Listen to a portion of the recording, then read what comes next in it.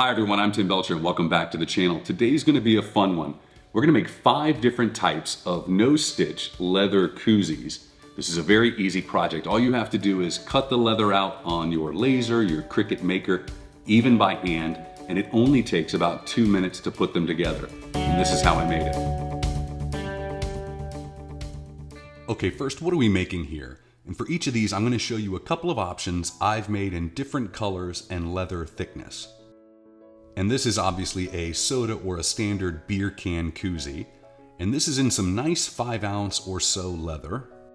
Here it is in a 3-ounce or 1mm yellow dyed leather with an example of a groomsman or a bridesmaid's gift.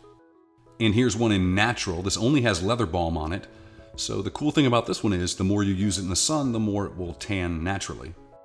Here we've got a White Claw or a general seltzer can shape in that same 5 or 6-ounce brown leather.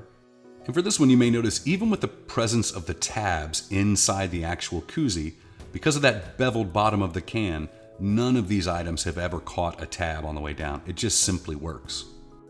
And this is some real inexpensive 4 or 5-ounce tooling leather from Hobby Lobby, simply dyed brown.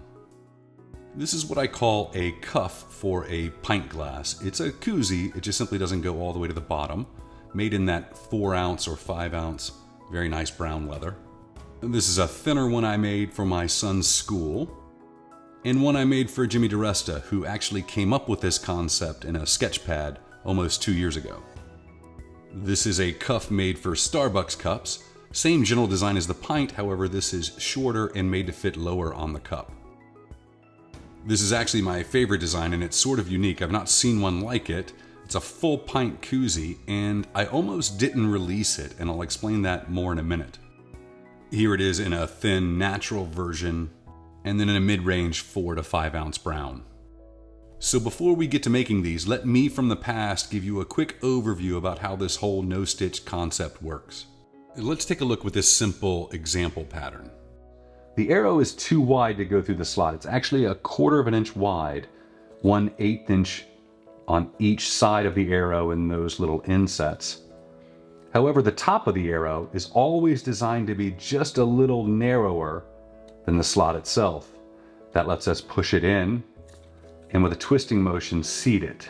So again, to weave this, I'm going to start by putting one end in and then twist it, and I can actually grab the other side and simply pull it through. I'll do the same on the other side in that direction.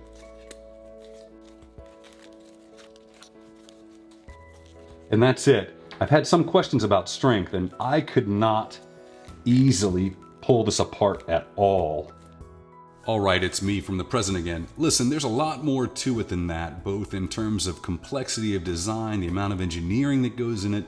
The thing that's important is the end result is a very, very simple and easy to use pattern. For the cuffs, they only have one no-stitch pattern line. For all the other designs, they have 2, one on each side.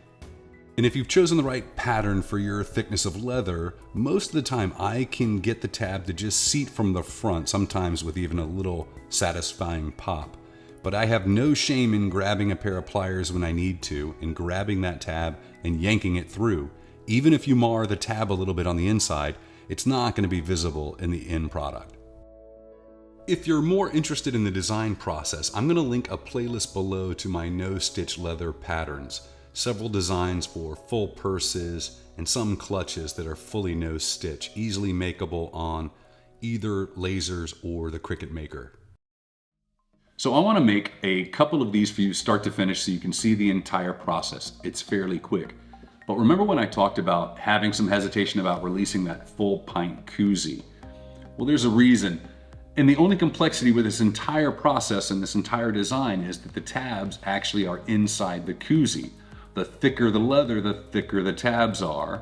We actually have to slightly increase the circumference of the object based on the thickness of the leather. That's usually only a fraction of an inch, but it's very important to measure the thickness of your leather correctly and choose the right pattern. For each of these designs, I'm actually releasing 9 different patterns from 0.8 millimeters all the way up to 2.75 millimeters.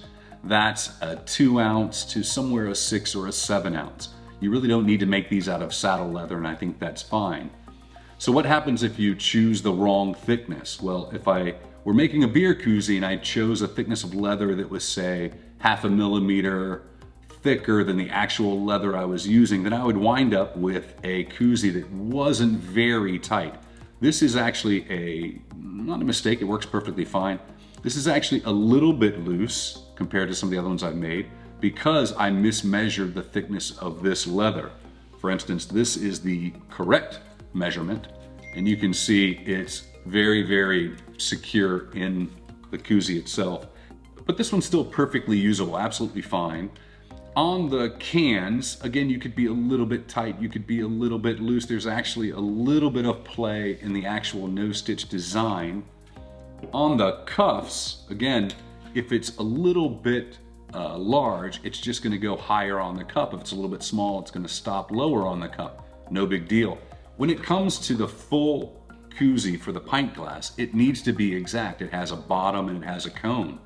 If you've chosen the wrong thickness of leather, it's going to be loose on the top. Now this one is just a little bit loose. Again, this is Hobby Lobby leather. It's very cheap.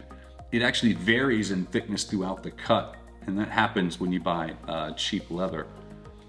What I should have done is measure all 4 sides of this blank and then chosen somewhere in the middle instead of choosing the largest option. And it's super simple. If you are at 2.1 millimeters, don't choose the 2.25, choose the 2, and it'll just be a tiny bit tighter. I think that's the simplest guidance. And you can see how perfect the fit is on one that I've measured correctly. Now I'm going to make a couple of these koozies out of this piece of veg tan leather. This is pre-dyed. I bought it from Weaver Leather. I've already prepped the surface by putting a coat of leather balm on it and buffing it out, and I only do that so that cleanup after I laser it is super easy. I'm going to take some of my templates and cut out some pieces of this, and for each piece I'm going to take my calipers and I'm going to measure all 4 sides. Then I'm going to sort of take the middle value of the measurement I get and closely match that to one of the patterns available. I'm going to do 1 beer koozie and 1 pint cuff. So I'm just laying those 2 patterns out to find the right size, and I'm quickly going to cut this piece to fit on the Xtool.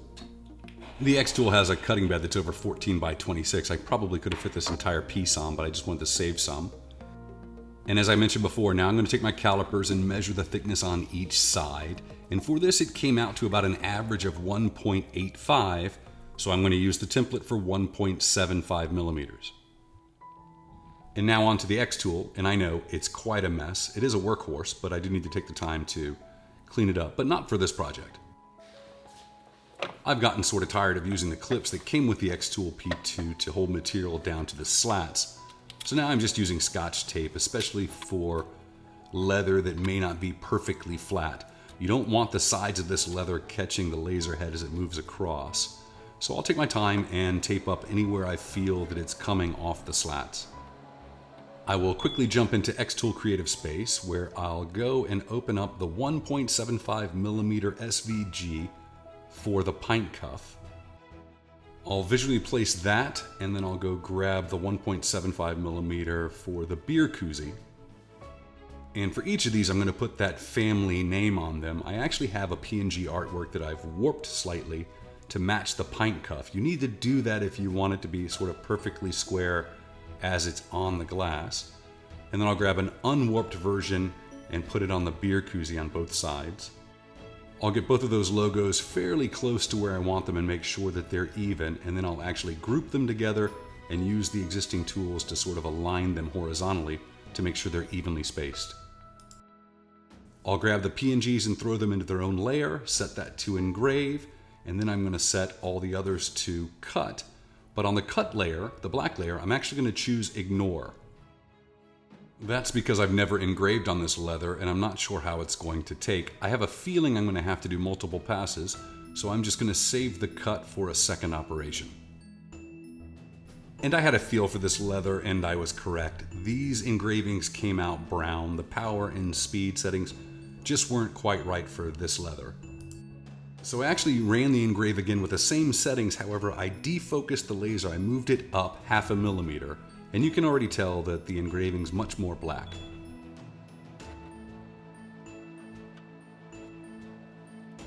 Now I say all the time, finish your leather first. This is why. This is a dry rag, and I'm simply going to brush off the soot from the engravings. And this is the same rag now, just slightly damp, and I'm going to get away any staining from the actual laser near any of the cut marks, as well as wipe down the top of the leather again and the engraving, slightly damp this time, just to clean it up before I apply another coat of leather balm.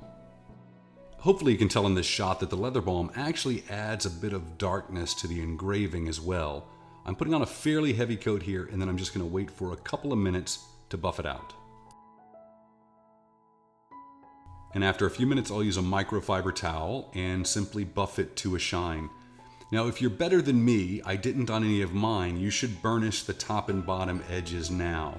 I simply slick them down and applied a little bit of top coat to mine just for the video. If I were going to sell these, I certainly would burnish at least the top edges. And just like before, these cuffs are fairly easy. This is sped up about 400%, so total time putting this together was maybe 1 minute and 45 seconds.